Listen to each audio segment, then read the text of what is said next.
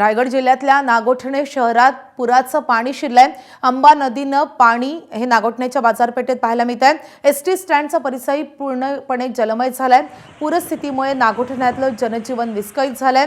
कोळीवाडा आणि बाजारपेठ भागातील लोकांना इतरत्र जाण्याच्या सूचना प्रशासनानं केलेल्या आहेत।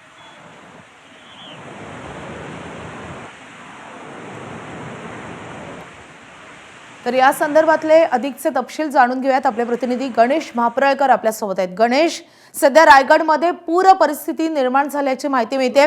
नेमकी काय स्थिती आहे? कुठे कुठे रस्ते बंद पडलेत आणि कुठल्या कुठल्या गावांचा संपर्क तुटलाय? पुढच्या काही तासांसाठी काय अलर्ट देण्यात आलाय?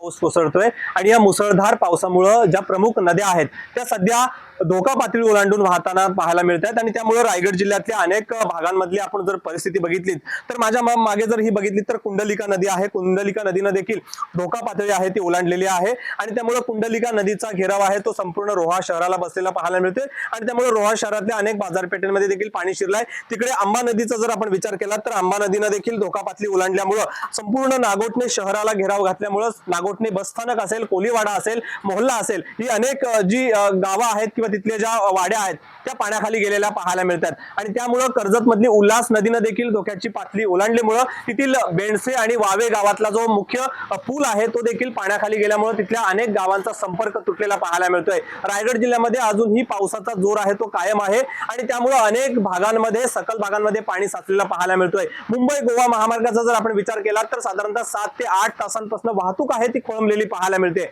आणि त्यामुळे नागोठणे जवळ असणाऱ्या जिंदाल कंपनी जवळ आहे तो मोठ्या प्रमाणात पाणी साचलंय आणि त्यामुळे दोन्ही मार्गिकेवर वाहनांच्या जवळजवळ 7 ते 8 किलोमीटर पर्यंत वाहनांच्या रांगा लागलेल्या पाहायला मिळतात। एकंदरीत रायगड जिल्ह्याचा विचार केला तर अनेक भागांमध्ये पूर परिस्थिती जी सदृश्य परिस्थिती आहे ती निर्माण झालेली आहे आणि त्यामुळे एकंदरीत पावसाचा जोर असाच राहिला तर अनेक भागांमध्ये पुराचा जो फटका आहे तो बसणार आहे आणि त्यामुळे एकंदरीत रायगड जिल्ह्याला आज आणि उद्या हवामान विभागाकडून मुसळधार पावसाचा इशारा देण्यात आलेला आहे आणि त्यामुळे पावसाचा जोर असाच राहिला तर रायगड जिल्ह्यामध्ये मोठी घटना घडण्याची शक्यता आहे।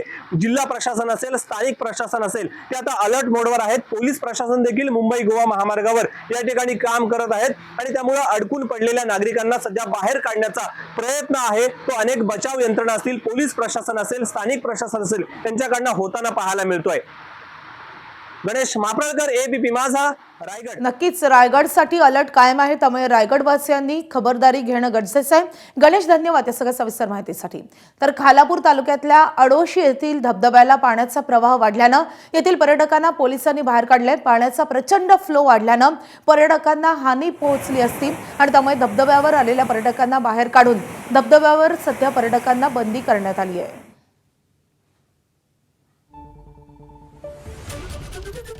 तर खालापुरातला अडोशी धबधबा सध्या प्रवाहित झालेला आहे। या धबधब्याचा आनंद लुटण्यासाठी आता पर्यटकांचे पावलं धबधब्याकडे वळू लागलेली आहेत। मात्र या धबधब्याचा प्रवाह अचानकपणे वाढलेला आहे आणि त्यामुळे नागरिकांनी त्यांच्या जीवाला काही वाईट होऊ नये किंवा त्यांनी सतर्क राहावं याच दृष्टीने पोलिसांनी या सगळ्या नागरिकांना बाहेर काढलेला आहे आणि सध्या या धबधब्याकडे जाण्याचा मार्ग अडवण्यात आलेला आहे। आता पर्यटकांना या धबधब्यावर जायला परवानगी नसेल, त्यामुळे नागरिकांनी सतर्कता बाळगण्याचं आवाहन करण्यात आलं आहे।